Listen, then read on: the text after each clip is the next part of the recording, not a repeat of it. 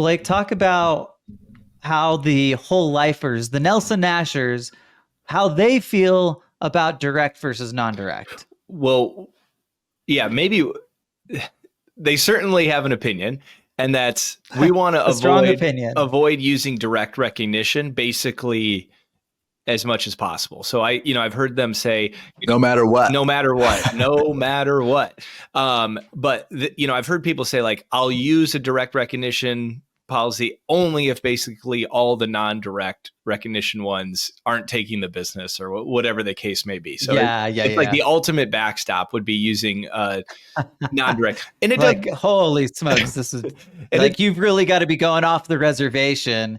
Like, you have a chance of getting kicked out of the Nelson Nash. I think he actually still has an organization, but you could get kicked out for doing something. And by the way, like, if they even see that you're like sniffing at an IUL, it's an automatic out. So just remember, if you're getting in the Nelson Nash Club, those two things are huge no-nos. Okay, keep going, Blake. Yeah, so they would say things like, why would we ever use a direct recognition when it's going to impact our dividend, right? No matter what, we're using this strategy to flow money in and out, and we don't want our dividends affected at all. So we're just going to stick down the non-direct route. Now, a couple things on that.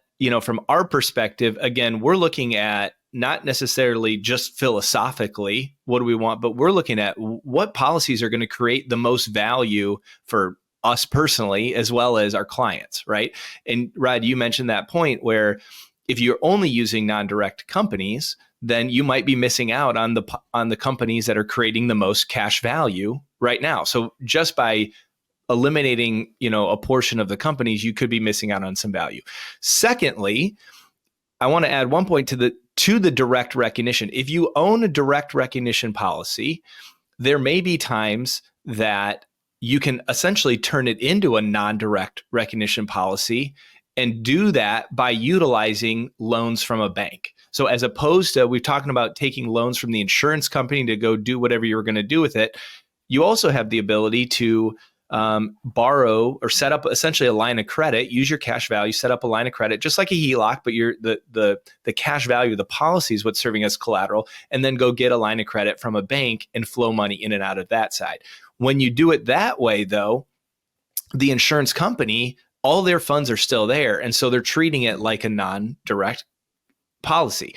Now, the infinite bankers I've also heard would say, well, we don't want to do that because one of their kind of tenets or pillars is to not do business with banks, right? So the whole reason for them to set this up is to say, we want to, get out of the bank. Yeah, we're the bank. We're the bank, right? So why would you ever go to a bank, right? Now that you've set this policy up, you have control.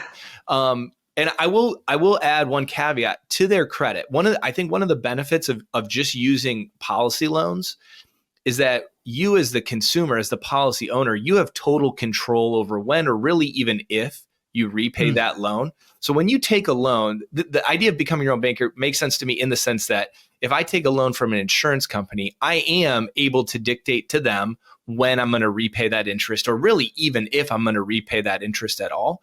Whereas if I go to a bank and get a mortgage or get a car note or whatever, I am, they're going to require monthly payments back to them, at least for interest or however it's set up. So from that perspective, I will say, you do have more control, and that can work out really well for the investment optimizer if you're utilizing these policies and loans to go out and make an investment. Let's say that investment stops kicking off cash flow for a portion.